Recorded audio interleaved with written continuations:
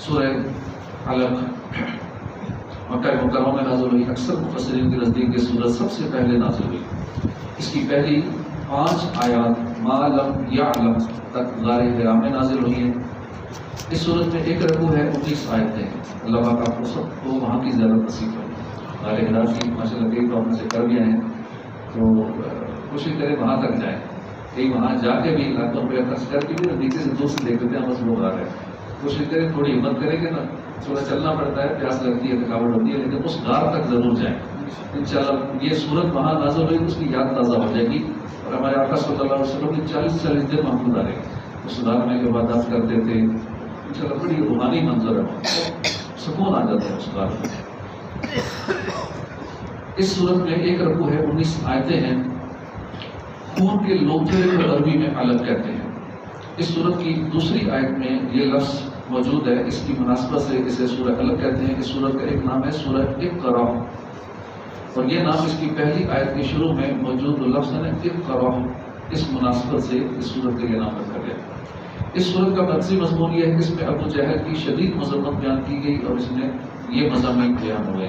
اس سورت کی ابتدا میں انسان کی تخلیق میں اللہ تعالیٰ کی حکمت بیان کی گئی کہ اسے کمزوری سے قوت کی طرف منتقل فرمایا. پہلے انسان جب بچہ پیدا ہوتا ہے کتنا کمزور ہوتا ہے، پھر اسے قوت ملتی ہے، جوانی میں کیسا طاقتور ہوتا ہے، لیکن اس کے بعد پھر کمزوری کی طرف لوٹا دیا جاتا ہے. پھر جیسے جیسے بوڑھا ہوتا ہے پھر کمزور ہوتا چلا جاتا ہے، حتیٰ کہ بالکل نڈھال اور کمزور ہو جاتا ہے بچوں کی طرف. قراءت اور کتابت کی فضیلت بیان کی گئی. یہ بتایا گیا کہ انسان اللہ کی نعمتوں کا شکر ادا نہیں کرتا اور مال و دولت کی وجہ سے تکبر کرتا ہے. اللہ کی اطاعت کرنے اور نماز پڑھنے سے روکنے والے کے بارے میں وعید بیان کی گئی. اس سورت کے آخر میں ابو جہل کی مذمت بیان کی گئی اور اس کو اس کی دھمکیوں کا جواب دیا گیا. اور اللہ تعالیٰ نے اپنے حبیب صلی اللہ علیہ وسلم سے فرمایا کہ آپ اس کی دھمکیوں کی پرواہ نہ کریں، کہ ابو جہل کی دھمکیوں کی آپ پرواہ نہ کریں. سورہ علق کی اپنے سے مقابل سورہ والتین کے ساتھ مناسبت یہ ہے کہ سورہ والتین میں انسان کی تخلیق کی صورت بیان کی گئی کہ اللہ نے اسے سب سے اچھی صورت میں پیدا کیا، اور اس صورت میں انسان کی تخلیق کا مادہ بتایا گیا کہ اسے خون کے لوتھڑے سے پیدا کیا گیا. اس کے بعد سورہ قدر. سورہ قدر مدنیہ ہے اور ایک قول یہ ہے کہ مکیہ ہے. اس صورت میں ایک رکوع ہے، 5 آیتیں ہیں.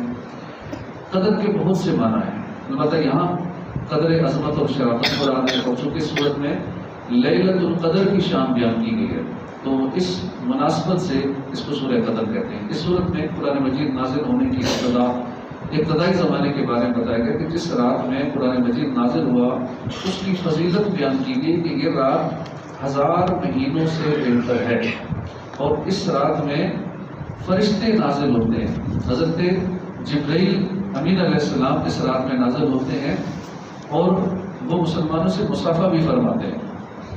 تفسیر عزیزی میں لکھا ہے کہ ایک بار ہمارے آقا صلی اللہ علیہ وآلہ وسلم بیٹھے بیٹھے غور و فکر کر رہے تھے، سابقہ امتوں کے بارے میں سوچ رہے تھے کہ سابقہ امتوں کی کتنی لمبی عمریں ہوتی تھی، 500 سال، 1000 سال، 5-5 ہزار سال، اتنی عمر تھی. اب تو کوئی سوچ بھی نہیں سکتا نا 1000 سال کا. شاید کسی ملک میں 150 سال والے شاید کوئی ہو دنیا میں، تو بڑے حیرت سے دیکھا گیا کلام کی عمر 100 سال سے اوپر ہے. تو ہمارے یہاں بھی تقریباً میکسیمم اس وقت جو یہاں بیٹھے ہوں گے میرے خیال ہے کہ 85 سال کے ایک ہی بزرگ ہے، دیکھو جوانوں کی طرح کے بھی. تو یہ بھی ماشاءاللہ عبادت اور ریاضت کا اثر ہے. بوڑھے ہو کے بھی اعتکاف میں بھی ہمارے ساتھ ہیں اور ماشاءاللہ جوانوں کے ساتھ سارا جدول چلا رہے ہیں دن رات، جو ہمارا سیکھنے سکھانے کا سلسلہ ہے. اور تقریباً سب سے بڑے میرا خیال ہے کہ یہی ہیں 85 سال، باقی سارے چھوٹے ہیں. تو ہماری عمریں بہت تھوڑی ہیں، جو تھوڑا بڑا ہو نا بڑی ہمیں حیرت ہوتی ہے. سرکار صلی اللہ علیہ وسلم غور کر رہے تھے کہ پہلے امتوں کی اتنی لمبی عمریں ہوتی تھی، میری امت کی اتنی تھوڑی عمر 70 سال، جب 60-70 سال ہو گئے ایوریج عمر. تو غمخوار امت، تاجدار رسالت صلی اللہ علیہ وسلم اپنی امت سے محبت تو کرتے رہتے، دل غم سے بھرا ہے. پہلی امتوں کی اتنی عمریں تو وہ نیکیاں زیادہ کر لیتے تھے، زیادہ ثواب اکٹھا کر لیتے تھے. میری امت کی عمریں تھوڑی ہیں اس کا مطلب میری امت اتنی نیکیاں نہیں کر پائے گی، کیونکہ بہت سارا وقت تو سونے میں گزر گیا. روز کے 8 گھنٹے اگر ایوریج سوئیں تو کتنے سال تو سونے میں گزر گئے. کھانے پینے کا روز کا ٹائم کا حساب لگا تو کئی سال کھانے پینے میں گزر گئے. باقی ذریعے معاش، جاب، کاروبار، علم و املاک میں کئی سال تو اس میں چلے گئے. تو پیچھے عبادت کے لیے کیا وقت بچا؟ جو وقت عبادت کے لیے بچتا ہے ہم ان کو بھی فضولیات میں، دیگر سوشل میڈیا اور آج کل تو بہت کام مل گئے، اس پہ ضائع کر دیتے ہیں. عبادت کے لیے تو وقت بچتا ہی نہیں ہے. ایک عمریں تھوڑی، دوسرا وقت نہیں، اور جو وقت ہے وہ عبادت میں نہیں گزارتے ہم. تو میرے آقا صلی اللہ علیہ وسلم پریشان ہو گئے، دل غمگین ہو گیا کہ میری امت اگر ساری زندگی میں نیکیاں کرتی رہے پھر بھی وہ سابقہ امتوں کی نیکیوں کے برابر نیکیاں نہیں کر سکتی. اب جس کی 1000 سال عمر ہے اس کی نیکیاں ہوتی، ہماری تو ہے ہی تھوڑی سی، اور تھوڑی سی میں بھی جو آخری عمر ہے وہ تو ویسی بیماریوں پریشانیوں میں گزر جاتی ہے، کمزوریاں، یہ مسئلہ وہ مسئلہ، بیماریاں، تو بندہ عبادت نہیں کر پاتا. ادھر محبوب رب اکبر کا دل رنجیدہ ہوا، دل اداس ہوا، اور ادھر اللہ کی رحمت جوش میں آ گئی. اللہ پاک نے اپنے محبوب کی تسلی کے لیے سورہ قدر عطا فرما دی. اِنَّا أَنزَلْنَاهُ فِي لَيْلَةِ الْقَدْرِ، اپنے محبوب کو تسلی دے دی کہ بے شک ہم نے اسے شب قدر میں اتارا، اور تم نے کیا جانا کہ کیا شب قدر؟ شب قدر 1000 مہینوں سے بہتر ہے، اور اس میں فرشتے اور جبرائیل اترتے ہیں اپنے رب کے حکم سے ہر کام کے لیے، اور وہ سلامتی ہے صبح چمکنے تک. آج وہ رات ہے جس رات کا یہاں ذکر کیا. کیا شان ہے میرے آقا و مولا کی، محمد مصطفیٰ صلی اللہ علیہ وآلہ وسلم کی. آپ کو امتیوں کی فکر ہوئی تو اللہ پاک نے آپ کی دل جوئی کے لیے سورہ قدر عطا فرما دی کہ میرے محبوب کا دل غمگین ہے. مولانا حسن رضا خان شان مصطفیٰ بیان کرتے ہوئے فرماتے ہیں کہ جتنا میرے خدا کو ہے میرا نبی عزیز، کونین میں کسی کو نہ ہوگا کوئی عزیز. جتنا میرے خدا کو ہے میرا نبی عزیز، کونین میں کسی کو نہ ہوگا کوئی عزیز. جو کچھ تیری رضا ہے خدا کی وہی خوشی. یا رسول اللہ، آپ جو چاہتے ہیں نا رب کی خوشی بھی ہونی ہے. جو کچھ تیری رضا ہے خدا کی وہی خوشی، جو کچھ تیری خوشی ہے خدا کو وہی عزیز. یہ ہے اپنے ہمارے آقا صلی اللہ علیہ وسلم کی شان. اللہ پاک نے اپنے پیارے نبی صلی اللہ علیہ وسلم کے صدقے میں شب قدر کا تحفہ عطا فرمایا. لیکن کتنے لوگ غفلت میں اس رات کو گزار دیتے ہیں کہ اتنا کرم ہوا اللہ کا کہ ہمیں یہ رات عطا ہوئی. جائے گی خلد میں ہستی ہوئی امت ان کی، کب گوارا ہوئی اللہ کو رکت ان کی. دیکھ آنکھیں نہ دکھا مہر قیامت ہم کو، جن کے سائے میں ہیں ہم دیکھی ہے صورت ان کی. پار ہو جائے گا ایک آن میں بیڑا بنا، کام کر جائے گی محشر میں شفاعت ہوں گی. محشر میں حضور کی شفاعت سے انشاءاللہ ہمارا بیڑا پار ہو جائے گا. ہمیں حضور کی شفاعت کی امید ہے. جو نہیں مانتا پھر اسے نہیں ہوگی، ہمیں تو امید ہے. آقا شفاعت فرمائیں گے اور انشاءاللہ حضور کے پیچھے پیچھے، بزرگان دین کے پیچھے پیچھے، اولیاء اکرام کے پیچھے پیچھے انشاءاللہ جنت میں داخل ہو جائیں گے انشاءاللہ. تو یہ سورہ قدر کے بارے میں جو ہم سن رہے تھے، یہ وہ سورت ہے کہ جو اللہ پاک نے ایک تحفہ عطا فرمایا اپنے محبوب کی تسلی کے لیے. اس سورت کی اپنے سے ماقبل سورہ الگ کے ساتھ مناسبت کی ہے کہ سورہ الگ میں اللہ نے نبی اکرم صلی اللہ علیہ وسلم سے فرمایا تھا کہ آپ اپنے رب کے نام سے قرآن پڑھیے جس نے پیدا کیا. اور اس سورت میں قرآن مجید نازل ہونے کی ابتدا کا زمانہ بتایا گیا کہ اسے عظمت اور شرافت والی رات لیلۃ القدر میں نازل کیا گیا. اس کے بعد سورت بینہ ہے. جمہور مفسرین کے نزدیک یہ سورت مدنیہ ہے. حضرت عبداللہ بن عباس کی ایک روایت یہ ہے کہ یہ سورت مکیہ ہے. اس سورت میں ایک رکوع ہے، 8 آیتیں ہیں. بینہ کا معنی ہے روشن اور بہت واضح دلیل. اس سورت کی پہلی آیت کے آخر میں یہ لفظ موجود ہے. اس مناسبت سے اس سورت بینہ کہتے ہیں. حضرت انس بن مالک فرماتے ہیں حضور نور صلی اللہ علیہ وسلم نے حضرت ابی بن کعب سے فرمایا کہ اللہ تعالیٰ نے مجھے حکم دیا ہے کہ میں تمہارے سامنے سورت لم یکن الذین کفروا پڑھوں. حضرت ابی بن کعب نے عرض کی اللہ تعالیٰ نے میرا نام لیا ہے؟ حضور نے فرمایا ہاں. یہ سن کر حضرت ابی بن کعب کی آنکھوں میں آنسو جاری ہو گئے. اس سورت کا مرکزی مضمون یہ ہے کہ اس میں یہودیوں، عیسائیوں اور مشرکوں کا نبی کریم صلی اللہ علیہ وسلم کی رسالت سے متعلق موقف بیان کیا گیا ہے. یہودیوں، عیسائیوں اور مجوسیوں کے مذہب کا باطل ہونا بیان فرمایا گیا۔ یہ بتایا گیا کہ اہل کتاب نے دین کے معاملے میں پھوٹ کس وقت پڑی، تورات اور انجیل میں انہیں دیے گئے احکام بیان کیے گئے، کافروں کا انجام بیان کیا گیا اور بتایا گیا کہ یہ تمام مخلوق میں سب سے بدتر ہے کافر۔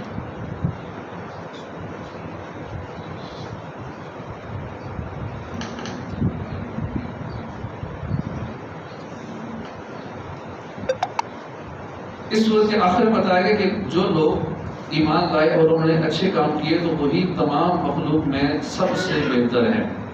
اس کے بعد ان کی جزا بیان کی گئی۔ اس سورہ بینہ کی اپنے سے ماقبل سورہ قدر کے ساتھ مناسبت یہ ہے کہ سورہ قدر میں بتایا گیا کہ اللہ تعالیٰ شب قدر میں قرآن مجید نازل اللہ نے فرمایا، اور اس صورت میں یہ بیان کیا گیا کہ کتابی کافر یہودی اور عیسائی اور مشرک اس وقت تک اپنا دین چھوڑنے والے نہ تھے جب تک ان کے پاس روشن دلیل نہ آ جائے۔ تو گویا کہ صورت میں قرآن مجید نازل کرنے کی علت بیان کی گئی، یعنی وجہ بیان کی گئی۔ اس کے بعد سورت زلزال مکیہ ہے، ایک قول یہ ہے کہ مدنیہ ہے۔ اس صورت میں 1 رکوع ہے، 8 آیتیں ہیں۔ زلزال کا مطلب ہے ہلا دینا، اور اس سورت کی پہلی آیت میں یہ لفظ موجود ہے، اس مناسبت سے اسے سورہ زلزال کہتے ہیں۔ حضرت عبداللہ بن عباس سے روایت ہے، حضور پرنور صلی اللہ علیہ وسلم نے فرمایا سورہ اذا زلزلت آدھے قرآن کے برابر ہے، اور سورہ قل هو اللہ احد تہائی قرآن کے برابر ہے، اور سورہ قل یا ایھا الکافرون چوتھائی قرآن کے برابر ہے۔ حضرت انس بن مالک سے روایت ہے، رسول اللہ صلی اللہ علیہ وسلم نے فرمایا جو سورہ زلزال پڑھے تو یہ اس کے لیے نصف قرآن کے برابر ہوگی، جو سورہ کافرون پڑھے تو یہ اس کے لیے چوتھائی قرآن کے برابر ہوگی، اور جو سورہ اخلاص کا پڑھنا ہے وہ تہائی قرآن پاک کی تلاوت کرنے کے برابر ہے۔ اس کا مرکزی مضمون یہ ہے کہ اس میں قیامت کی ہولناکیوں، سختیوں کے بارے میں خبر دی گئی۔ اس سورت کی ابتدا میں قیامت قائم ہوتے وقت کی چند علامات بیان کرنے کے بعد بتایا گیا کہ قیامت کے دن زمین اللہ کے حکم سے مخلوق کا وہ سب کچھ بیان کر دے گی جو اس پر انہوں نے کیا ہوگا۔ اس صورت کے آخر میں بتایا گیا کہ قیامت کے دن لوگ مختلف حالتوں میں اللہ کی بارگاہ میں حاضر ہوئی، جس نے ذرہ بھر نیکی یا گناہ کیا ہوگا وہ اسے دیکھے گا۔ اس سورت کی اپنے سے ماقبل سورت بینہ کے ساتھ مناسبت یہ ہے کہ سورہ بینہ کے آخر میں بیان کیا گیا کہ کافروں کی سزا جہنم ہے اور نیک مسلمانوں کی جزا جنت، اور اس صورت میں یہ سزا اور جزا ملنے کا وقت بتایا گیا۔ اس کے بعد سورہ عادیات ہے، حضرت عبداللہ بن مسعود کے قول کے مطابق مکیہ ہے، اور حضرت عبداللہ بن عباس کے قول کے مطابق مدنیہ ہے۔ اس میں 1 رکوع ہے، 11 آیتیں ہیں۔ مجاہدین کے ان گھوڑوں کو عادیات کہتے ہیں جنہیں وہ دشمن کا پیچھا کرنے کے لیے تیزی سے دوڑاتے ہیں۔ اس سورت کی پہلی آیت میں اللہ نے ان گھوڑوں کی قسم ارشاد فرمائی، اس مناسبت سے اس کو سورہ عادیات کہتے ہیں۔ اس سورت کا مرکزی مضمون یہ ہے کہ اس میں انسان کے ناشکرہ ہونے کو بیان کیا گیا۔ اس سورت کی ابتدا میں اللہ نے مجاہدین کے گھوڑوں کی قسم کھا کر فرمایا کہ انسان اپنے رب کی نعمتوں کی ناشکری اور انکار کرتا ہے، اور وہ اپنے اس عمل پر خود بھی گواہ ہے۔ اس سورت کے آخر میں مال کی محبت میں مضبوط اور اللہ کی نعمتوں کا شکر ادا کرنے میں کمزور انسان کی مذمت بیان کی گئی، اور وہ اعمال کرنے کی ترغیب دی گئی جو قیامت کے دن اللہ کی بارگاہ میں حساب دیتے وقت کام آئیں گے۔ سورہ عادیات کی اپنے سے ماقبل سورہ زلزال کے ساتھ مناسبت یہ ہے کہ سورہ زلزال کے آخر میں نیکی اور گناہ کی جزا بیان کی گئی، اور اس صورت میں اللہ کی نعمتوں کی ناشکری کرنے، دنیا کو آخرت پر ترجیح دینے اور آخرت میں لیے جانے والے حساب کی تیاری نہ کرنے پر انسان کی سرزنش کی گئی۔ اس کے بعد ہے سورہ القاریہ، یہ مکہ میں نازل ہوئی، 1 رکوع، اس میں 11 آیتیں ہیں۔ قاریہ کا معنی ہے دل دہلا دینے والی۔ اس سورت کی پہلی آیت میں یہ لفظ موجود ہے، اس مناسبت سے اس کو سورہ قاریہ کہتے ہیں۔ اس سورت کا مرکزی مضمون یہ ہے کہ اس میں قیامت کی ہولناکیاں بیان کی گئی۔ اس سورت کی ابتدا میں بتایا گیا کہ قیامت کی دہشت اور سختی سے تمام لوگوں کے دل دہل جائیں گے، اور میدان قیامت میں لوگ پھیلے ہوئے پروانوں کی طرح ہوں گے، اور پہاڑ ریزہ ریزہ ہو کر دھنی ہوئی اون کے ریزوں کی طرح اڑیں گے۔ اس صورت کے آخر میں بتایا گیا کہ جس کی نیکیوں کا ترازو بھاری ہوگا وہ تو جنت کی پسندیدہ زندگی میں ہوگا، جس کی نیکیوں کا ترازو ہلکا پڑے گا تو اس کا ٹھکانہ شعلے مارتی آگ ہاویہ ہوگا، جس میں انتہا کی سوزش اور تیزی ہے۔ سورہ قاریہ کی اپنے سے ماقبل سورت عادیات کے ساتھ مناسبت یہ ہے کہ سورہ عادیات کے آخر میں قیامت کے اوصاف بیان کیے گئے اور سورہ قاریہ میں قیامت کی ہولناکیاں بیان کی گئی۔ اس کے بعد سورہ تکاثر، یہ مکہ مکرمہ میں نازل ہوئی، اس میں 1 رکوع ہے، 8 آیتیں ہیں۔ تکاثر کا معنی ہے مال، اولاد اور خادموں کی کثرت پر فخر کرنا، تکبر کرنا۔ اس سورت کی پہلی آیت میں یہ لفظ موجود ہے، اس مناسبت سے اس کو سورہ تکاثر کہتے ہیں۔ حضرت عبداللہ بن عمر رضی اللہ عنہما سے روایت ہے، نبی اکرم صلی اللہ علیہ وسلم نے فرمایا کہ تم میں سے کوئی اس کی طاقت نہیں رکھتا کہ روزانہ 1000 آیتوں کی تلاوت کرے۔ صحابہ کرام نے عرض کی کہ اس کی طاقت کون رکھتا ہے؟ فرمایا کہ تم میں سے کوئی روزانہ الہاکم التکاثر پڑھنے کی طاقت نہیں رکھتا؟ یعنی یہ سورت پڑھنا ثواب میں 1000 آیتیں پڑھنے کے برابر ہے۔ حضرت جریر بن عبداللہ فرماتے ہیں کہ رسول اللہ صلی اللہ علیہ وسلم نے فرمایا کہ میں تمہارے سامنے سورت الہاکم التکاثر پڑھنے لگا ہوں، تو اسے سن کر جو رو پڑا اس کے لیے جنت ہے۔ آپ نے وہ سورت پڑھی، بعض صحابہ رو پڑے، بعض نہیں روئے، رونا نہیں آیا۔ جن صحابہ کو رونا نہیں آیا انہوں نے عرض کی یا رسول اللہ ہم نے بڑی کوشش کی، رونے پر قادر نہیں ہو سکے۔ حضور نے فرمایا میں دوبارہ سے پڑھتا ہوں، جو روئے گا اسے جنت ملے گی۔ دوبارہ پھر پڑھی، اب پھر بھی کچھ روئے اور کچھ پھر رہ گئے، رونا نہ آیا۔ حضور نے فرمایا کہ میں اسے پھر پڑھوں گا، جس کو رونا نہیں آئے تو وہ رونے جیسی صورت ہی بنا لے۔ بعض اوقات دل سخت ہو جاتا ہے، پتھر ہو جاتا ہے، بندے کو رونا نہیں آتا، جیسے دعا ہو رہی ہوتی ہے سارے رو رہے ہیں لیکن ہمیں رونا نہیں آ رہا، آنسو نہیں نکل رہے۔ لیکن دقت انگیز دعا ہے، اپنی قبر آخرت کو یاد کر کے باقی رو رہے ہیں، مجھے رونا کیوں نہیں آ رہا؟ اب اس پہ رونا چاہیے کہ مجھے رونا نہیں آ رہا، کیوں رونا نہیں آ رہا، میرے دل پتھر ہو چکا ہے، اس پہ ہی رونا چاہیے۔ صرف نہیں رونا آ رہا پھر بھی نہیں آ رہا تو پھر رونے جیسی شکل بنا لینی چاہیے، رونے جیسی صورت بنا لیں، اللہ پاک کسی کو قبول فرما لے۔ ٹھیک آنسو نہیں نکلتے، دل زنگالود ہو گیا، دل پتھر ہو گیا تو چلو اچھوں کی نقل بھی اچھی ہوتی ہے، رونے جیسی شکل ہی بنا لی جائے۔ اس صورت کا مرکزی مضمون یہ ہے کہ اس میں فقط دنیا کی بہتری کے لیے عمل کرنے کی مذمت بیان کی گئی اور آخرت کے لیے تیاری نہ کرنے پر تنبیہ کی گئی۔ اس صورت کی ابتدا میں بتایا گیا کہ زیادہ مال جمع کرنے کی حرص نے لوگوں کو آخرت کی تیاری سے غافل کر دیا، اور یہ حرص ان کے دلوں میں رہی یہاں تک کہ انہیں موت آ گئی۔ یہ بڑا خطرناک ہے۔ یہ ٹھیک ہے مال کمانا چاہیے، حسب ضرورت ہے، جس کا جو گھر کا خرچہ بنتا ہے، کسی کا گزارا 20,000 سے ہو جاتا ہے، کسی کا 10 لاکھ سے بھی نہیں ہوتا، اس کے لیے کوشش کرنا، اپنے اہل خانہ کو محتاج سے بچانا، اپنے بال بچوں کے لیے کوشش کرنا، یہ ہر ایک کے لیے ضروری بھی ہے، بعض صورتوں میں تو یہ واجب بھی ہے، اس کے لیے کوشش بھی کرنی چاہیے۔ اچھی نیتیں ہوں گی تو عبادت بھی ہو جائے گی، عبادت میں شمار ہو جائے گا آپ کا جاب کرنا، آپ کا کاروبار کرنا۔ لیکن مال کی طلب میں اس قدر غرق ہو جانا، مستغرق ہو جانا کہ نہ نماز کی پرواہ ہے، نہ اللہ رسول کے احکامات کی پرواہ ہے، فرائض و واجبات کو ترک کر رہے ہیں، گناہ کر رہے ہیں، اس مال کی طلب میں، مال کی کثرت میں، الہاکم التکاثر حتی زرتم المقابر، اور اسی مال کی طلب میں اتنے غرق ہیں کہ اچانک موت آ جاتی ہے اور پھر اچانک قبروں کا منہ دیکھتے ہیں۔ لیکن ماشاءاللہ خوش نصیب بھی ہوتے ہیں جو مال اللہ کی راہ میں خرچ کرتے ہیں، کما بھی رہے ہوتے ہیں لیکن دل کھول کے لگا بھی رہے ہوتے ہیں۔ دنیا بھر میں جو دینی کام چل رہے ہیں، مساجد چل رہی ہیں، مدارس چل رہے ہیں، دینی تنظیمیں چل رہی ہیں، مدنی چینل چل رہا ہے، دیگر اس طرح ماشاءاللہ عاشقان رسول کا ایک نظام ہے، نیٹ ورک ہے، کروڑوں اربوں خربوں کے اخراجات ہو رہے ہیں، کون چلا رہا ہے؟ عاشقان رسول ہی چلا رہے ہیں۔ کچھ نصیب لوگ جو مال کما رہے ہیں وہ لگا بھی رہے ہیں، تو سارے ایسے نہیں ہیں۔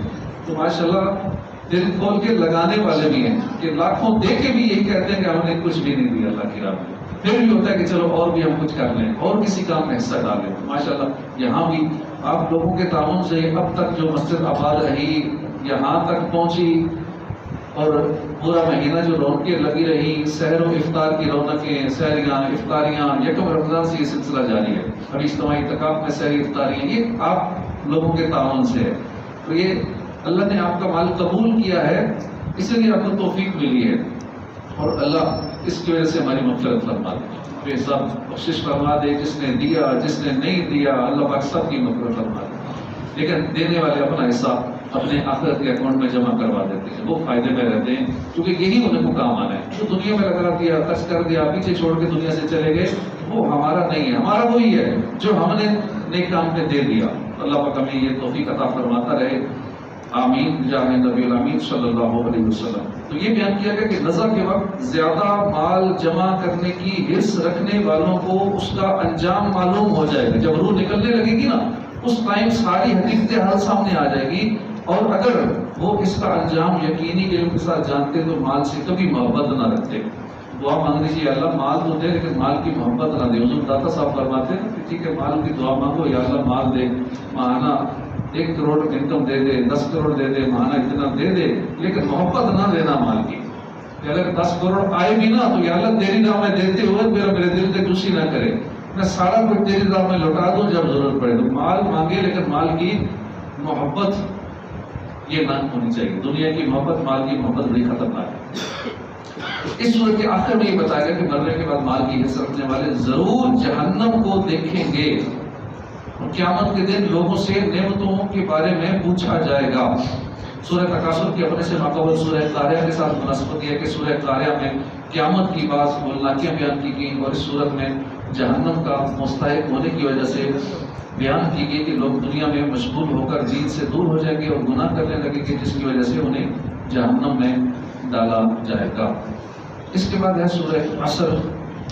جمہور مفسرین کے نزدیک مکیہ ہے, ایک قول کے مطابق یہ مدنیہ ہے. اس میں ایک رکوع ہے, 3 آیتیں ہیں. عربی میں زمانے کو عصر کہتے ہیں چونکہ اس کی پہلی آیت میں زمانے کی قسم ارشاد فرمائی گئی ہے اس لیے اس کو سورہ عصر کہا جاتا ہے. اس کا مقصد مضمون یہ ہے کہ اس میں انسانی زندگی کا دستور بیان کیا گیا ہے.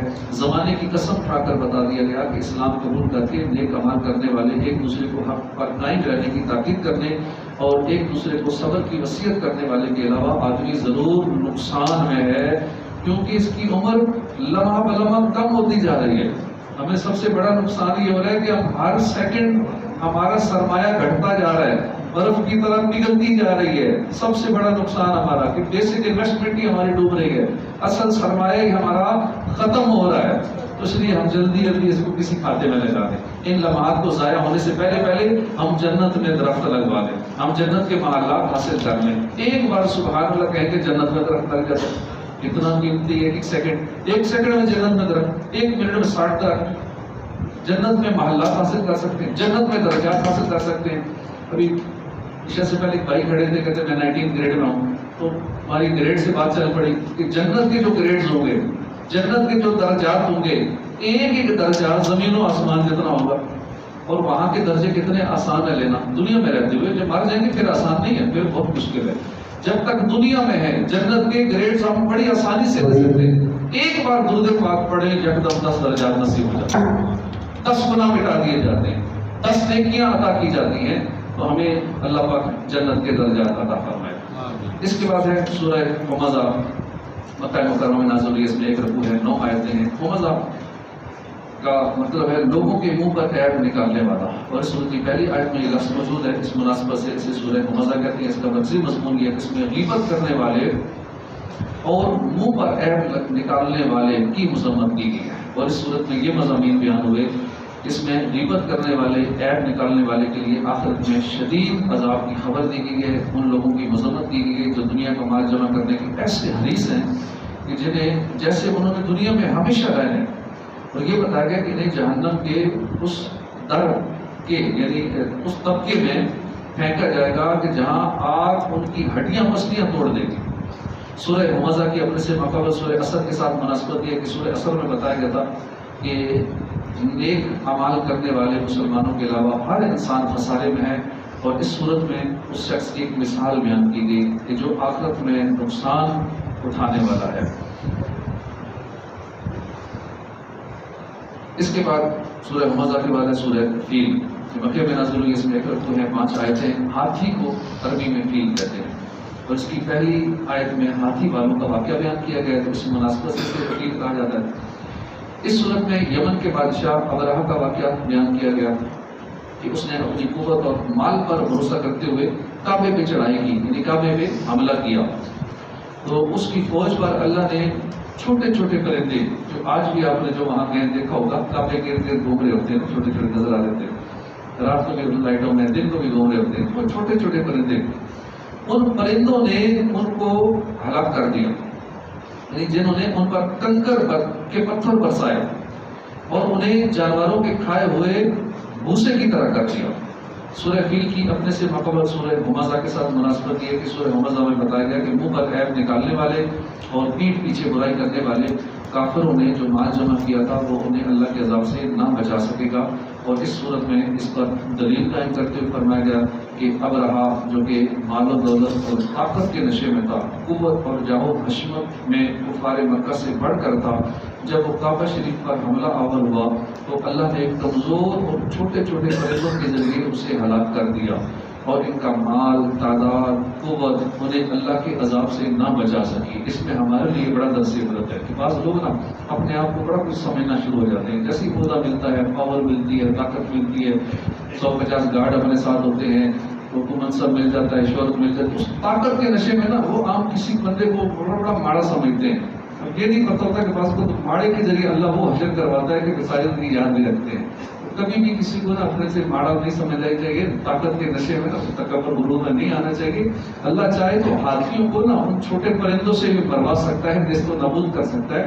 اس لیے کبھی بھی اپنی طاقت پر زندگی میں کبھی بڑا منصب مل جائے، مال مل جائے، طاقت مل جائے، اس پہ گھمنڈ نہیں کرنا، اترانا نہیں ہے۔ اللہ پاک کسی کمزور سے بندے کے ذریعے نیست و نابود کر کے رکھ دے گا، کسی ماڑے سے فقیر کے ذریعے تباہ و برباد کر کے رکھ دے گا۔ تو اللہ پاک ہمیں ظلم کرنے سے محفوظ فرمائے، تکبر سے بچائے۔ اس کے بعد ہے سورہ قریش۔ قریش زیادہ صحیح قول کے مطابق مکیہ ہے، اس میں ایک رکوع ہیں، 4 آیتیں ہیں۔ ایک قبیلے کا نام قریش ہے اور اس کی پہلی آیت میں یہ لفظ موجود ہے، اس وجہ سے اس کا نام سورہ قریش رکھا گیا ہے۔ اس صورت میں بیان کیا گیا کہ اللہ نے قریش کو تجارت کے لیے ہر سال 2 سفر کرنے کی طرف رغبت دلائی اور ان کی محبت ان کے دل میں ڈال دی، اس لیے انہیں چاہیے کہ بتوں کی پوجا، بتوں کی بجائے اس رب کی عبادت کریں جس نے انہیں بھوک میں کھانا دیا اور انہیں کئی قسم کے خوف سے امن دیا۔ اس صورت کی اپنے سے ماقبل سورہ فیل کے ساتھ مناسبت یہ ہے کہ دونوں صورتوں میں اللہ نے اہل مکہ کو اپنی نعمتیں یاد دلائی۔ چنانچہ سورہ فیل میں یہ نعمت یاد دلائی کہ اللہ نے ان کے دشمن ابرہا کو ہلاک کیا جو کعبے کو گرانے آیا تھا۔ سورہ قریش میں یہ نعمت یاد دلائی کہ اللہ نے ان میں تجارت کرنے کی رغبت پیدا فرمائی اور سردی گرمی کے موسم میں انہیں دوسرے شہروں میں تجارت کے لیے سفر کرنے پر تیار کیا۔ اس کے بعد ہے سورہ ماعون، یہ بھی مکیہ ہے اور یہ بھی کہا گیا ہے کہ یہ سورت آدی عاصم وائل کے بارے میں مکے میں نازل ہوئی، آدی عبداللہ ابن سلول منافق کے بارے میں مدینے میں نازل ہوئی۔ اس میں ایک رکوع ہے، 7 آیتیں ہیں۔ معون کا معنی ہے کہ استعمال کی معمولی سی چیزیں، جو گھریلو اشیاء ہوتی ہیں نا استعمال والی، کوئی ہم سے مانگتا ہے کہ یہ ذرا فلاں چیز ہمیں دے دو، وہ استعمال والی عام معمولی چیزیں۔ اور اس سورت کی آخری آیت میں یہ لفظ موجود ہے، اس مناسبت سے اس کو سورہ معون کہتے ہیں۔ اس سورت کا مرکزی مضمون یہ ہے کہ اس میں کافروں اور منافقوں کی مذمت بیان کی گئی۔ اس سورت کی ابتدائی آیات میں ان کافروں کی مذمت کی گئی جو حساب اور جزا کے دن کو جھٹلاتے ہیں، یتیم کو دھکے دیتے ہیں، مسکین کو کھانا دینے کی رغبت نہیں دیتے۔ آخری آیات میں ان منافقوں کی مذمت بیان کی گئی جو لوگوں کے سامنے نمازی بنتے ہیں، تنہائی میں نمازیں چھوڑتے ہیں، لوگوں کے سامنے بھی جو نمازیں ادا کرتے ہیں ان سے اللہ کی رضا حاصل کرنے کے بجائے لوگوں کو دکھانا مقصود ہوتا ہے کہ ہم بھی نمازی ہیں۔ اور اس کے ساتھ ساتھ ان کی ایک بری خصلت یہ تھی کہ ان سے اگر کوئی استعمال کی چیزیں معمولی استعمال کی کوئی مانگے تو وہ منع کر دیتے، نہیں دیتے۔ اس کی اپنے سے ماقبل سورہ قریش کے ساتھ مناسبت کیا ہے کہ سورہ قریش میں ان لوگوں کی مذمت بیان کی گئی جو اللہ کی نعمتوں کا شکر ادا نہیں کرتے، اور اس صورت میں ان لوگوں کی مذمت بیان کی گئی جو مسکین کو کھانا کھلانے کی ترغیب نہیں دیتے۔ دوسری مناسبت یہ ہے کہ سورہ قریش میں خانہ کعبہ کے رب کی عبادت کرنے کا حکم دیا گیا، اور اس صورت میں ان لوگوں کی مذمت بیان کی گئی کہ جو سستی اور کاہلی کے ساتھ نماز پڑھتے ہیں۔ اسی طرح پھر سورہ کوثر، علامہ علی بن محمد فاضل فرماتے ہیں کہ سورہ کوثر جمہور مفسرین کے نزدیک مکیہ ہے، بعض کے نزدیک مدنیہ ہے۔ اس میں ایک رکوع ہے، 3 آیتیں۔ کوثر سے دنیا اور آخرت کی بے شمار خوبیاں مراد ہیں اور جنت کی ایک نہر کا نام بھی کوثر ہے۔ اس سورت کی پہلی آیت میں یہ لفظ موجود ہے، اس مناسبت سے اس کو سورہ کوثر کہتے ہیں۔ اس سورت کا مقصد مضمون یہ ہے کہ اللہ نے اپنے حبیب کی مدد بیان فرمائی ہے۔ اس کی پہلی آیت میں اللہ کے اس فضل و احسان کا بیان ہے کہ جو اس نے اپنے حبیب پر فرمایا۔ دوسری آیت میں نبی کریم صلی اللہ علیہ وسلم سے فرمایا گیا کہ اللہ کے فضل و احسان کے شکریہ میں نماز پڑھتے رہیں، قربانی کریں۔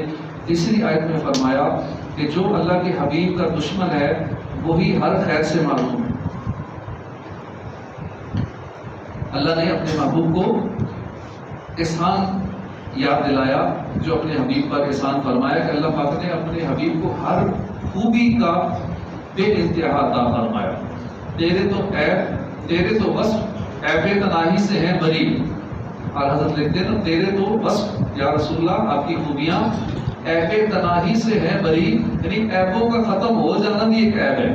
کسی کی ہم خوبیاں بتانا شروع کریں نا، جیسے وہ اسٹیجوں پہ بلاتے ہیں فلاں حضرت علامہ مولانا فلاں فلاں فتح قرہ اور یہ لمبی چوڑیاں، لیکن ایک لمٹ تک ہوتی ہے پھر خوبیاں ختم ہو جاتی ہیں۔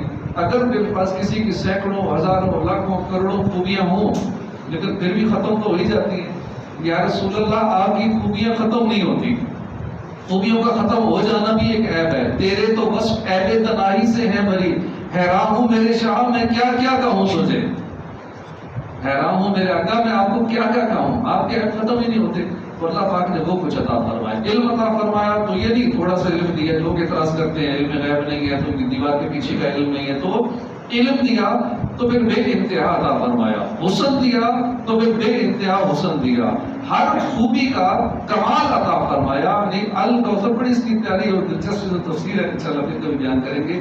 اس سورت کی مناسبت جو اپنی سے پہلے سورت ماؤن کے ساتھ ہے کہ سورہ ماؤن میں کافروں اور منافقوں کی جو صفات بیان کی گئی، ان کے مقابلے میں سید المرسلین صلی اللہ علیہ وسلم کے اوصاف سورہ کوثر میں بیان کی گئی۔ اس کے بعد سورہ کافرون ہے، مکے میں نازل ہوئی ہے، اس میں ایک رکوع ہے، 6 آیتیں ہیں۔ سورت کی پہلی آیت میں یہ لفظ موجود ہے، اس لیے سورہ کافرون کہتے ہیں۔ حضرت فرقہ بن نوفل سے مروی ہے، حضور صلی اللہ علیہ وسلم نے حضرت نوفل سے فرمایا کہ تم قل یا ایھا الکافرون پڑھ کر سویا کرو، کیونکہ سورت شرک سے بری کرتی ہے۔ حضرت سعد بن ابی وقاص روایت کرتے ہیں کہ نبی کریم صلی اللہ علیہ وسلم نے فرمایا جس نے سورت قل یا ایھا الکافرون پڑھی تو گویا کہ اس نے قرآن مجید کے چوتھائی حصے کی تلاوت کی۔ اس سورہ مبارکہ میں مشرکوں کے عمل سے بیزاری کا اظہار کیا گیا، کافروں کی اس امید کو ختم کر دیا گیا کہ مسلمان اپنے دین اور اللہ کی عبادت کے معاملے میں کبھی بھی ان سے سمجھوتا نہیں کریں گے۔ سورہ کافرون کے اپنے سے ماقبل سورہ کوثر کے ساتھ مناسبت یہ ہے کہ سورہ کوثر میں حضور کو اللہ کی عبادت کرتے رہنے کا حکم دیا گیا، اور سورہ کافرون میں یہ حکم دیا گیا کہ آپ کافروں کو مخاطب کر کے یہ اعلان فرما دیں کہ میں صرف اپنے رب کی عبادت کرتا رہوں گا، جن بتوں کی تم پوجا کرتے ہو میں کبھی بھی ان کی پوجا نہیں کروں گا۔ اس کے بعد سورہ نصر ہے، مدینہ منورہ میں نازل ہوئی، اس میں ایک رکوع ہے، 3 آیتیں ہیں۔ مدد کو نصر کہتے ہیں عربی میں۔ اس سورہ کی پہلی آیت میں چونکہ یہ لفظ موجود ہے اس لیے اس کو سورہ نصر کہا جاتا ہے۔ اس سورہ مبارکہ میں حضور کو فتح مکہ کی بشارت دی گئی اور یہ بتایا گیا کہ عنقریب لوگ گروہ در گروہ دین اسلام میں داخل ہوں گے، اور آخری آیت میں نبی کریم صلی اللہ علیہ وسلم کو اللہ کی تعریف اور باقی بیان کرتے رہنے، امت کے لیے مغفرت کی دعا کرنے کا حکم دیا گیا۔ سورہ نصر کی اپنے سے ماقبل سورۃ کافرون کے ساتھ مناسبت یہ ہے کہ سورہ کافرون میں یہ بتایا گیا کہ رسول کریم صلی اللہ علیہ وسلم جس دین کی دعوت دیتے ہیں وہ کافروں کے دین کے خلاف ہے، اور اس صورت میں خبر دی گئی کہ کافروں کا دین مٹ جائے گا اور دین اسلام کو غلبہ نصیب ہوگا۔ اس کے بعد سورہ لہب مکے میں نازل ہوئی ہے، اس میں ایک رکوع ہے، 5 آیتیں ہیں۔ لہب کا معنی ہے آگ کا شعلہ۔ عبد المطلب کا ایک بیٹا عبد العزیٰ جو کہ بہت ہی گورا خوبصورت تھا، اس کی کنیت ابو لہب ہے، اور اس سورت کی پہلی آیت میں یہ لفظ ابی لہب موجود ہے، اس لیے اس کو سورہ لہب کہتے ہیں۔ جب نبی کریم صلی اللہ علیہ وسلم نے کوہ صفا پر عرب کے لوگوں کو دعوت دی تو ہر طرف سے لوگ آئے۔ حضور صلی اللہ علیہ وسلم نے ان سے اپنے صدق و امانت کی شہادتیں لینے کے بعد فرمایا کہ انی لکم نذیر بین یدی عذاب شدید۔ اس پر ابو لہب نے حضور سے کہا تھا کہ تم تباہ ہو جاؤ، کیا تم نے ہمیں اس لیے جمع کیا تھا؟ اس پر یہ صورت نازل ہوئی اور اللہ نے اپنے حبیب کی طرف سے خود جواب دیا۔ اس سورہ مبارکہ کی شان نزول سے چند باتیں معلوم ہوئی کہ حضور صلی اللہ علیہ وسلم اللہ کے محبوب ترین بندے ہیں، کہ آپ کے گستاخوں کو اللہ پاک خود جواب دیتا ہے، اور دشمنان خدا کو جو ابد ہی سنت رسول ہے جواب دینا، ان کو دشمنان خدا کو ہمیں بھی چاہیے کہ کوئی ایسا اگر آج بھی گستاخی کرتا ہے تو تو ہم بالکل اس کا لحاظ نہ کریں. دشمنان رسول کو جواب دینا یہ سنت الہیہ ہے. حضور کی شان میں کوئی بھی گستاخی کرے تو کسی بھی مسلمان سے وہ برداشت نہیں ہونا چاہیے. جس قسم کی بکواس کفار نے حضور سے کی، معاذ اللہ آپ تباہ ہو جائیں، اس قسم کا جواب اللہ نے دیا اور خبیثوں کو اس انجام تک بھی پہنچایا. یہ بھی حضور کی محبوبیت کی دلیل ہے. قرآن کریم نے تمام مجرموں کی سزائیں بیان فرمائی، جن میں سب سے زیادہ سخت سزا حضور کے گستاخ کی سزا ہے. قرآن کریم نے اس کے متعلق کبھی فرمایا کہ زمین یعنی بدکاری کی پیدائش، بدکار کی پیداوار. اب اردو میں اس کا لفظ جسے حرامی کہتے ہیں، قرآن کریم نے ایسا کہا فلاں کی اولاد. اور کبھی فرمایا یہ ابتر ہے، خیر سے کٹا ہوا ہے، یہ محروم ہے. کبھی فرمایا تب تک کہنا تباہ ہو جائے. اور کبھی فرمایا لن یغفر اللہ لہم، یغفر اللہ لہم، اللہ انہیں ہرگز نہیں بخشے گا. یوں ہی جیسے انعام حضور کے ادب اور تعظیم پر دیے گئے، ایسے کسی اور عبادت پر نہیں دیے گئے. بڑی شرافت، عزت، نسب والے اور مال والے حضور کی مخالفت سے ذلیل و خوار ہو گئے، اور دوسروں کا کیا پوچھنا. اس صورت میں بتایا گیا سید المرسلین صلی اللہ علیہ وسلم سے دشمنی رکھنے اور انہیں ایذا پہنچانے کی وجہ سے ابو لہب دنیا میں ذلت و رسوائی کے ساتھ ہلاک ہوگا اور آخرت میں اسے جہنم میں ڈال دیا جائے گا. اسی طرح اس کی بیوی بھی اس عذاب میں اس کے ساتھ ہوگی، کیونکہ وہ اس دشمنی میں اس کی مددگار تھی. سورہ لہب کی اپنے سے ماقبل سورہ نصر کے ساتھ مناسبت کی ہے کہ سورہ نصر میں اطاعت گزاروں کی جزا بیان کی گئی کہ انہیں دنیا میں مدد اور فتح حاصل ہوگی، آخرت میں عظیم ثواب ملے گا. اس صورت میں نافرمانوں کے بارے میں بتایا کہ وہ دنیا اور آخرت دونوں میں نافرمان نقصان اٹھائیں گے. اس کے بعد سورہ اخلاص ہے. ایک قول کے مطابق مکی ہے، ایک قول کے مطابق مدنی ہے. اس میں ایک رکوع ہے، 4 آیتیں ہیں. مفسرین نے اس صورت کے 20 نام ذکر کیے ہیں، جن میں سے 4 نام یہ ہیں. اس میں اللہ کی خالص توحید کا بیان ہے، اس وجہ سے اسے سورہ اخلاص کہتے ہیں. اس میں بتایا گیا کہ اللہ ہر نقص و عیب سے بری ہے، ہر شریک سے پاک ہے، اس لیے اسے سورہ تنزیہ کہتے ہیں. جس نے اس سورت سے تعلق رکھا وہ غیروں سے الگ ہو جاتا ہے، اس لیے اسے سورہ تجرید کہتے ہیں. اسے پڑھنے والا جہنم سے نجات پا جاتا ہے، اس لیے اس کو سورہ نجات کہتے ہیں، سورہ نجات کہا جاتا ہے. حضرت ابو سعید خدری سے روایت ہے، نبی اکرم صلی اللہ علیہ وسلم نے فرمایا کیا تم میں سے کوئی اس سے عاجز ہے کہ وہ رات میں قرآن مجید کا 1/3 حصہ پڑھ لے؟ صحابہ کو یہ بات مشکل لگی. یا رسول اللہ ہم میں سے کون اس کی طاقت رکھتا ہے؟ فرمایا سورہ اخلاص 1/3 قرآن کے برابر ہے. حضرت عائشہ صدیقہ فرماتی ہیں کہ حضور نے ایک شخص کو اپنے لشکر میں روانہ کیا، وہ اپنے ساتھیوں کو نماز پڑھاتے تو سورہ فاتحہ کے ساتھ سورت ملانے کے بعد سورہ اخلاص پڑھتے تھے. جب لشکر واپس آیا تو لوگوں نے حضور سے یہ بات ذکر کی تو آپ نے اس سے فرمایا کہ اس سے پوچھو تم کیوں ایسا کرتے ہو؟ تم ہر نماز میں یہی سورت پڑھتے ہو، قل هو اللہ احد. جب لوگوں نے اس سے پوچھا تو اس نے کہا کہ یہ سورت رحمان کی صفت ہے، اس لیے مجھے بڑی پسند ہے، اس لیے میں بار بار پڑھتا ہوں. حضور نے فرمایا اسے بتا دو کہ اللہ بھی اس سے محبت کرتا ہے. ہم بھی اس سورت کو پڑھتے ہیں، ہر سورہ فاتحہ کے بعد ہر نماز میں یہی پڑھتے ہیں، محبت کی وجہ سے پڑھنی چاہیے. حضرت انس رضی اللہ عنہ سے روایت ہے، ایک شخص نے حضور سے عرض کی کہ مجھے سورت سے بہت محبت ہے. ارشاد فرمایا اس سورت کی محبت تجھے جنت میں لے جائے گی.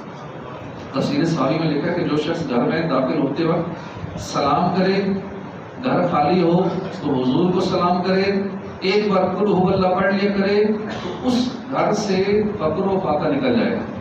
اس گھر میں تندرستی، پریشانی یہ ختم ہو جائے گی انشاءاللہ. یہ معمول بنا لیں، بڑا مجرب نسخہ ہے. جب بھی اپنے گھر میں داخل ہو اپنے گھر والوں کو سلام کریں. گھر میں کوئی نہیں ہے حضور پہ سلام پیش کریں، پھر یہ سورت پڑھیں، درود پاک پڑھیں، انشاءاللہ گھر میں خوشحالی آ جائے گی. لڑائی جھگڑے گھریلو ناچاکیاں انشاءاللہ ختم ہو جائے گی. اس سورت کا شان نزول یہ ہے کہ کفار نے رسول اللہ صلی اللہ علیہ وسلم سے اللہ کے متعلق طرح طرح کے سوال کیے. کوئی کہتا کہ اللہ کا نسب کیا ہے، کوئی کہتا اللہ سونے کا ہے، اللہ چاندی کا ہے، لوہے کا ہے، لکڑی کا ہے، کس چیز کا ہے. کسی نے کہا کہ وہ کھاتا کیا ہے، کسی نے کہا وہ پیتا کیا ہے، کسی نے کہا کہ اس کو وراثت میں یہ ربوبیت کہاں سے ملی، کس سے ورثے میں ملی، اس کا وارث کون ہے. تو اس کے جواب میں اللہ نے یہ سورت نازل فرمائی اور اپنی ذات و صفات کا بیان فرما کر معرفت کی راہ واضح کر دی اور جاہلانہ خیالات و اوہام کی تاریکیوں کو جن میں وہ لوگ گرفتار تھے اپنی ذات و صفات کے انوار کے بیان سے محو کر دی. اس صورت میں اسلام کے سب سے اہم عقیدے اللہ تعالیٰ کی وحدانیت کو بیان کیا گیا، نیز اللہ کے صفات کمال کے ساتھ متصف ہونے کا ذکر اور عیسائیوں اور مشرکوں کا رد کیا گیا. اس صورت کی اپنے سے ماقبل سورہ لاح کے ساتھ مناسبت یہ ہے کہ دونوں صورتوں کی آیات کے آخر کا وزن ایک جیسا ہے۔ اس کے بعد سیکنڈ لاسٹ سورت ہے الفلق۔ ایک قول یہ ہے کہ سورہ فلق مدینہ منورہ میں نازل ہوئی، ایک قول یہ ہے کہ مکے میں نازل ہوئی۔ پہلا قول زیادہ صحیح ہے، جس میں ایک رکوع ہے، 5 آیتیں ہیں۔ فلق کے کئی معنی ہے، یہاں اس سے مراد ہے صبح، مارننگ، اور چونکہ اس سورت کی پہلی آیت میں یہ لفظ موجود ہے اس لیے اس کو سورہ فلق کہتے ہیں۔ حضرت عقبہ بن عامر سے روایت ہے، نبی کریم صلی اللہ علیہ وسلم نے فرمایا کیا تم نے نہیں دیکھا کہ آج رات مجھ پر ایسی آیتیں نازل ہوئی ہیں کہ جن کی مثل نہیں دیکھی گئی؟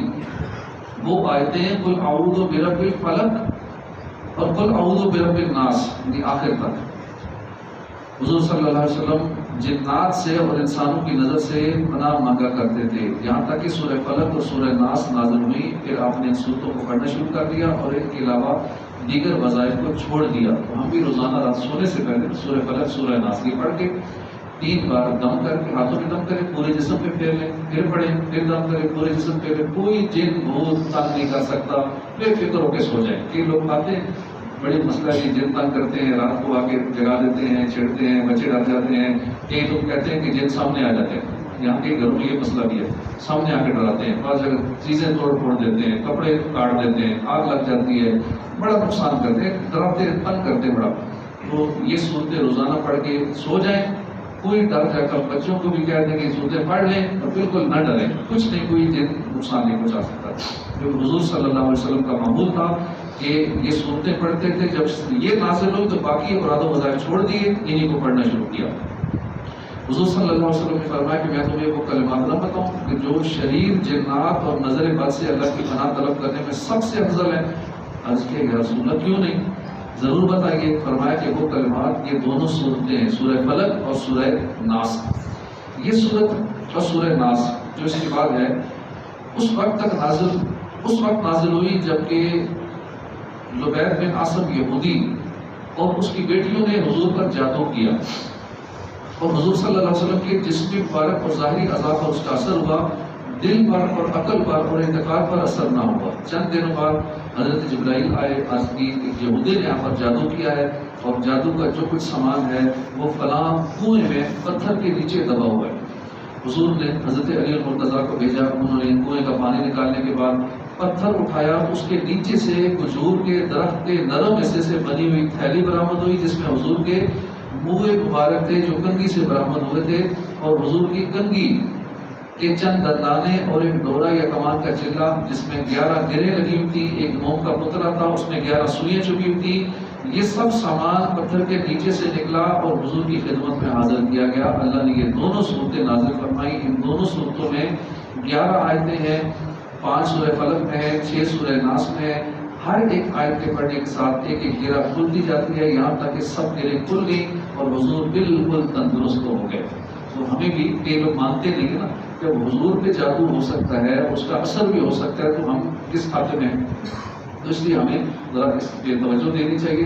اور جو ہمارا کوئی مخالف ہے یا حاسد ہے نا، وہ یوں بھی کرتے ہیں کہ جب ہماری کوئی میت ہوتی ہے تو غسل کے بہانے وہ اس میت کے کفن میں یا قبر میں اتارتے ہوئے نا جو بھی وہ جادوگر چیز ہوتی ہے وہ قبر میں دب جاتی ہے اور پھر مٹی ڈال جاتی ہے، تو اب وہ بندہ تنگ ہوتا ہی رہتا ہے جس مقصد کے لیے وہ کام کیا گیا ہے۔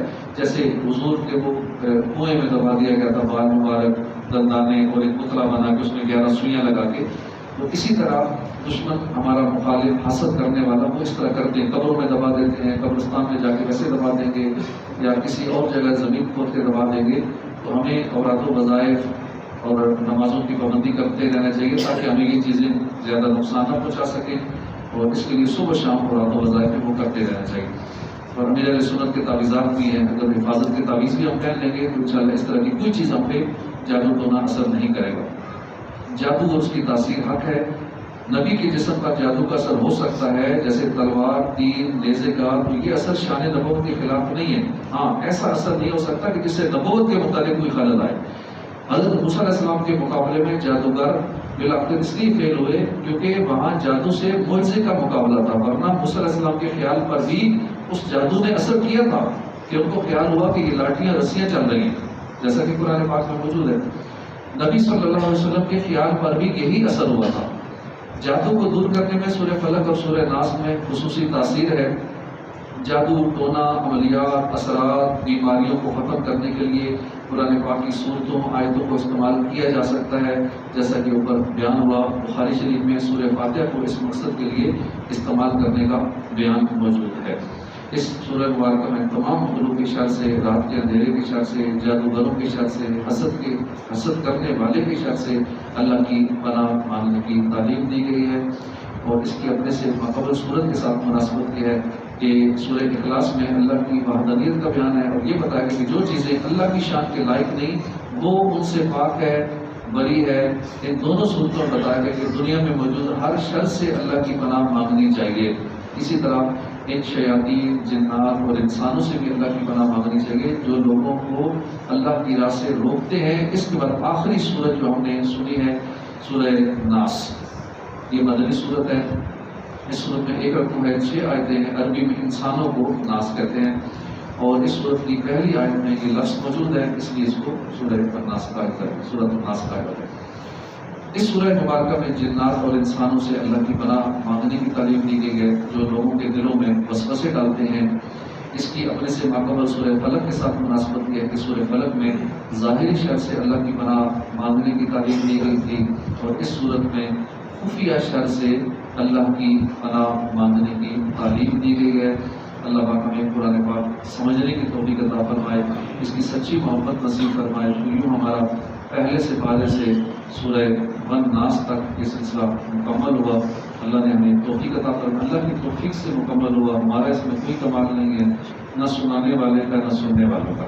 اللہ نے آپ کو سننے کی توفیق عطا فرمائی،